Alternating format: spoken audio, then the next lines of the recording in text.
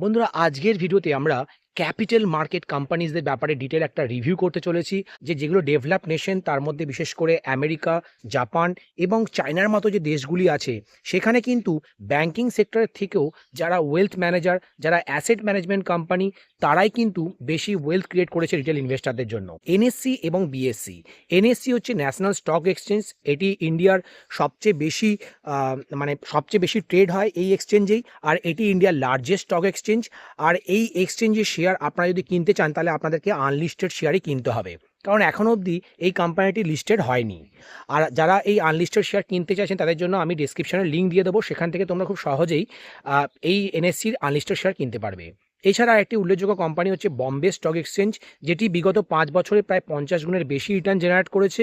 তাই বম্বে স্টক এক্সচেঞ্জের শেয়ার কিন্তু প্রত্যেকের পোর্টফোলিওতে অবশ্যই থাকতে হবে। এছাড়া আরেকটি কমোডিটি এক্সচেঞ্জ আছে, সেটিও কিন্তু লিস্টেড। সেটি হচ্ছে মাল্টি কমোডিটি এক্সচেঞ্জ এমসিএক্স। এই এমসিএক্স কোভিডের পর থেকে একটা হিউজ ওয়েলথ ক্রিয়েট করেছে। এই স্টকটিকে আমি 1000 লেভেলে দেখেছিলাম, এখন কিন্তু 10,000 লেভেলে এই স্টকটি ট্রেড করছে। পরে আমরা আসবো মিউচুয়াল ফান্ড কোম্পানিগুলির ব্যাপারে। এই মিউচুয়াল ফান্ড কোম্পানিগুলির মধ্যে উল্লেখযোগ্য হচ্ছে এইচডিএফসি এএমসি। এছাড়া আছে আইসিআইসিআই এএমসি, যেটি আজকে লিস্টিং হতে চলেছে। এই কোম্পানিটাও কিন্তু খুব ফাস্ট গ্রো করছে, আর তাদের কিন্তু অনেক বেশি পোর্টফোলিও আছে এই মিউচুয়াল ফান্ড ইন্ডাস্ট্রিতে। এছাড়া আছে Canara Robeco AMC, Motilal Oswal AMC, UTI এএমসিও আছে। সেগুলি কিন্তু আপনারা ওয়াচ লিস্টে রাখবেন। এবার আমরা চলে আসি ওয়েলথ ম্যানেজমেন্ট কোম্পানিগুলির ওপরে, যারা আপনার আমার মতো রিটেল ইনভেস্টারদের, বিশেষ করে যারা এইচএনআই ক্লায়েন্ট আছে, তারা কিন্তু হিউজ পরিমাণ ওয়েলথ দেয় এই ওয়েলথ ম্যানেজমেন্ট কোম্পানিগুলিকে ম্যানেজ করার জন্য। এর মধ্যে উল্লেখযোগ্য হচ্ছে নুভামা ওয়েলথ, 361 আইআইএফএল ক্যাপিটাল। এরপরে আদার্স কিছু কোম্পানি আছে, তার মধ্যে আরটিএ আছে। আরটিএ মানে রেজিস্টার অ্যান্ড ট্রান্সফার এজেন্ট। এই আরটিএগুলোর মধ্যে বিশেষ করে ক্যাম্পস এবং কেফিনটেক, এই দুটি লিস্টেড কোম্পানি আছে।